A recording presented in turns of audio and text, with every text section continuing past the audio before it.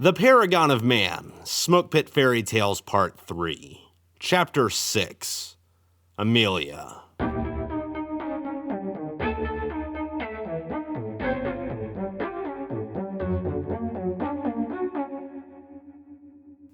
I woke to someone shaking my feet.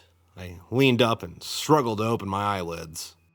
Aya was standing beside me. I put some clothes in the nightstand for you. Yours are washed and hung up to dry. They'll be too cold to be wearing today. I sat up and ran my fingers through my hair. That's very kind of you. Breakfast is cooking. Best get to it before it gets cold. She walked over and shook Doc. He rolled and jumped out of the bed, yelping with a confused look on his face. I'm up. Aya nodded at us and disappeared from the room. I looked over to Doc. You get some rest, Sleeping Beauty? Doc looked around the room. Yeah. I had this fucked up dream, though. Anything fun? Doc shook his head. I don't remember any of it. Huh. I rolled the covers back. Can't really blame that kind of shit on malaria pills anymore, can we? Doc raised his eyebrows and nodded. I put my feet on the floor and walked to the nightstand where Aya left his clothes. I grabbed a pair of jeans, a t-shirt, and a blue plaid flannel button-down and tossed them to Doc. I put on the other flannel, but mine was red. You think these belong to her son? Probably. I don't have the heart to tell them that he's probably dead. Yeah, I think they know.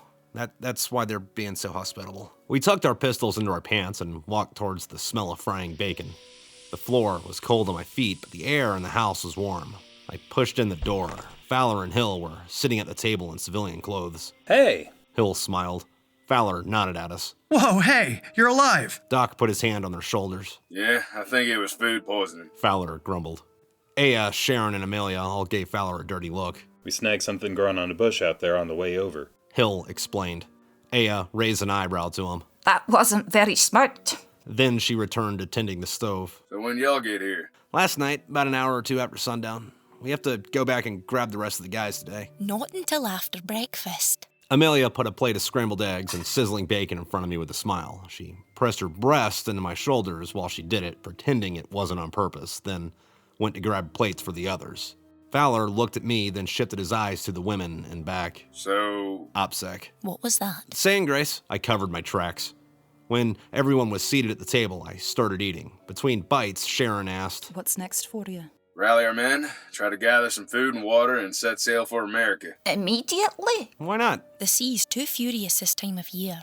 If you're on anything smaller than a tanker, the waves will eat you alive this time of year. You do your best to stay here until spring. Fowler, Doc, and I all looked at each other. Before we could speak, Aya told us, You're more than welcome to stay here with us for the winter. In fact, I insist on it. All right. Well, do you need help cleaning up? No. We'll take care of it. Doc and I should probably head out and find the rest of our group. Hold on a minute, though. Amelia hopped up out of her seat and skipped down the hallway. She returned with boots, a couple of hats, and wool coats. It's a bit chilly out. She handed us the clothes. I don't know what time we'll be back, I said, lacing up the boots. It's fine. Take your time. Someone will be awake here to greet you when you come back. Doc and I smiled and walked out the front door. When we were past the bushes on the hill, Doc said, I don't think staying here will be that bad. Yeah, remember what happened last time? Yeah, but I don't get a creepy cult vibe from them. Yeah, they didn't have teenagers sleep in the same bed with us here. We walked silently around the lake and doubled back towards the beach. The land was relatively flat. The few trees that stood in the distance were leafless and black. A few inches of powdery snow blanketed the ground. We made it back down to the beach and found the raft. I pulled out a cigarette and flicked my lighter open. That thing hasn't run out of fluid yet? Nah, dude, this thing's a fucking menorah. I don't know what's up with it. I read over the letters etched into the metal. I fucking love the Marine Corps, and the Marine Corps fucking loves me.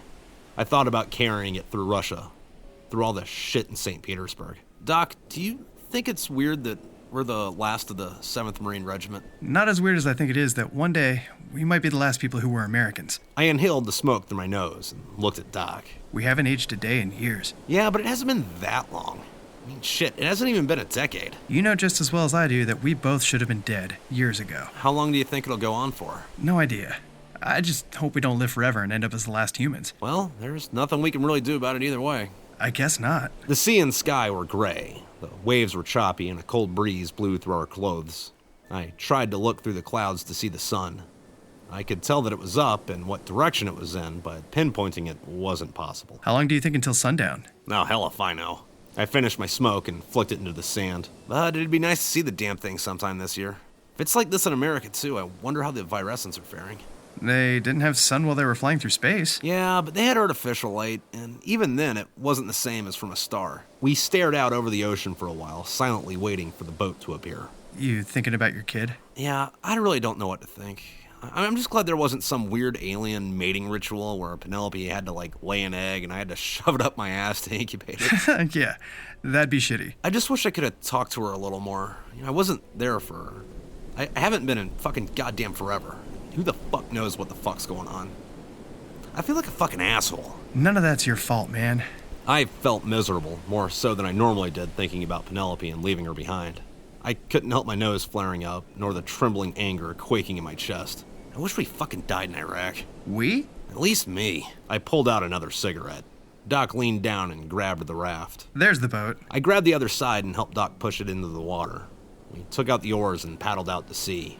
When we were about 300 meters away, the Marines on the boat saw us, and then they pointed their weapons at us. We ignored it and kept paddling, figuring our clothes threw them off. They lowered the guns when we were within shouting distance. We pulled the raft up to the boat. What's with the getup? Correa asked as he lowered a hand down to help us up. I climbed aboard. Turns out Fowler and Hill just had food poisoning. And Ivy and Rhodas are idiots. What's the deal then? Rhodas asked. The women in the house are really nice. We're invited to stay with them for the winter. The whole winter? Ivy echoed. We need to be getting home. We don't have the food or water or supplies to do that. And the ocean's going to be too rough to cross until the spring. Those people have warm beds and food. And Fowler and Hill are fine. Plus, I don't think this thing has the fuel to make it across the ocean, and we need a better plan than just go west. Correa rubbed his chin.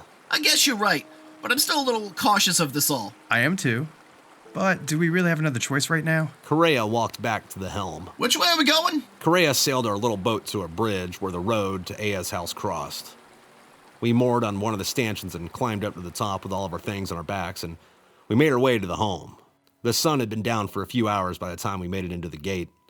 Amelia was waiting for us outside the door. She was wearing a yellow canvas jacket with a red plaid shirt underneath. Her wavy red hair fell over her shoulders. She leaned inside the door and produced 2 mugs. Amelia walked up to us and handed Doc and I the cups. I kept your coffee warm for you. She kept her hands around mine on the cup. They felt icy compared to the steaming mug. Have you been waiting all night? No. She smiled while looking into my eyes. After a few seconds, she examined the other Marines we brought. I don't know if there's beds for everyone, but Mum's adamant on keeping everyone warm and inside. Well, appreciate that, ma'am. Amelia took her hands off mine. Well, come on in. There's no sense in freezing to death out here. When we were all in, the smell of beef and onions drew us to the kitchen. Sharron was tending to a large pot. Fowler and Hill were chatting at the table. When he saw us, Fowler nodded. Glad y'all can make it. How you been? Cold. Ivy answered, Bored, said Simon. Correa gazed around the kitchen, then turned to look at the rest of the house. I'm glad you're okay. He said towards the 2 at the table. Yes, they're okay. Aya whined as she walked into the kitchen. She pointed at the group. Well, introduce me to your friends. Doc pointed out the Marines one by one. This is Correa, Ivy, Williams, Rhodas, Gino, Walks, Anderson, and Simon. We've all been together more or less since Latvia. Aya smiled and shook their hands. My son was over there, in Russia, fighting those damned Reds. You're welcome to stay here for the winter. I might have some chores for you every now and again, but we'll keep a roof over your head, food in your belly, and we'll send you on your way in the spring. But first, you boys need to bathe. You smell like an unkempt trough. Amelia showed the Marines where the baths were, where they could sleep, and gave them fresh clothes. Doc, Fowler, and I stayed in the kitchen and drank our coffee while Sharron cooked, and Aya lit a few candles to get the smell of burnt seal fat, body odor, and piss out of her house. After a few minutes, I excused myself and stepped out the front door. I pulled a cigarette out and flicked open my lighter. As soon as I exhaled the first plume, Amelia stepped outside. When I looked over at her, she said, I was just making sure you weren't going anywhere. "Afraid I'm gonna run off?" I flicked the ash off the end. Amelia looked out at the dark cloud-covered sky. I just wouldn't want you to freeze out here. I've been through worse. I would imagine. She crossed her arms and stood right next to me. I hope you enjoy it here while you stay. It was a lot nicer than the last place we stopped, but I can't decide if Norway was better or worse than St. Petersburg. Amelia looked up at me from under her eyebrow. Norway couldn't be that bad. No, we ran into some people who... I tried to think of something half appropriate to say. I took a drag off my cigarette while Amelia watched me ponder. Let's just say that times are hard and people are desperate. How long have you been away from home? A little more than 2 years. California, right? Not originally, but that's where I'm planted now. I have a house up in the mountains by a small town called Ramona. A couple years ago, my wife and her brother started growing the fruit to make virescent hesperioides. The house is a pretty good size. We have a huge living room and a kitchen on the first floor, and the bedrooms are upstairs. I pulled in another drag as the snow started to fall again, and I don't know what happened to any of that. I got a few letters from Penelope while I was in Russia, but everything there was so fucking fucked that there was almost no mail, ever. And I hadn't been able to send her anything either. I mean, the virescents live for about fucking forever, so hopefully she decides that I'm worth the time to wait for, but fuck, that's if she's still alive. And she was pregnant when I left, so she's got a kid she has to take care of out there too. I mean, maybe Tom, her brother, is helping her out, maybe her parents, but I don't know.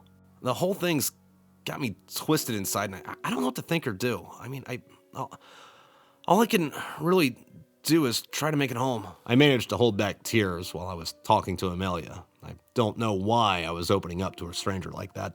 Amelia wrapped her hand around my own. It's the same with my brother. We don't know what's happened to him. He's probably dead, but all we can do is hope. We stood silently for a while. I smoked the rest of the cigarette, and Amelia looked up to me. Tell me about your wife.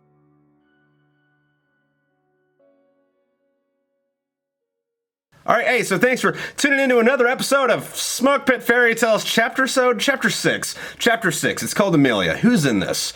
Chuck LaVoki is playing Doc, Diane Spencer as Aya. Again, Jesus Christ, that was good. Fucking Matt Kupkicevicious is Correa, Nicholas Schulte is Hill, Ave DeVera is Sharron, Eric Pickle as Fowler, Bino Black as Rhodas, Jon Q Haskell as Ivy, Stephanie Murdoch as Amelia, and Austin Garrett as Simon. All right, I am recording this like 2 weeks before you get this because I should be right now, if this is coming out Wednesday night, I should be at a Steel Panther concert right now. So, fucking rock on to that. All right, thank you again, Patreon people, and thanks to everyone who's gotten a war chest, and I'll see y'all next week. Here are your bloopers. Ciao. Chapter 6. Amelia. I put my feet. I guess you're right, but I'm still a little cautious of this all. All right, and now this is Simon. Get ready, because this is a good one. You know what I mean? Well, what the fuck he wrote the damn thing, you ought to know. All right, Simon. Simon. Yeah, that'd be shitty. Excuse me. Chapter 6. And my nose is running something chronic. Oh my god, where's my tissues?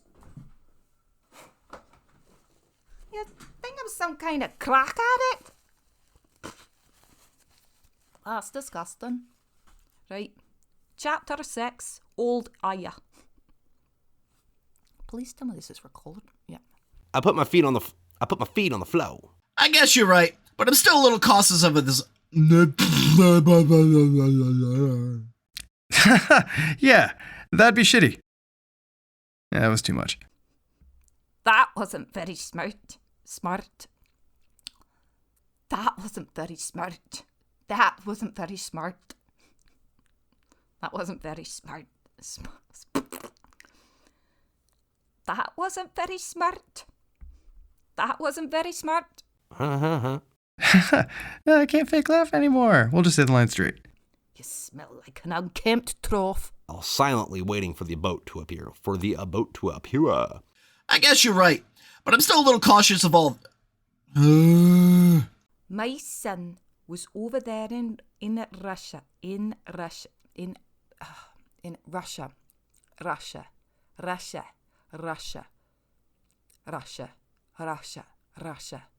There's a line you fucked up, Trip. I am too. But do we... Ooh, the furnace is off, and I have to do the other shit again. This is awesome. All right, fuck it, one more time. We've all been together more or less since Latvia.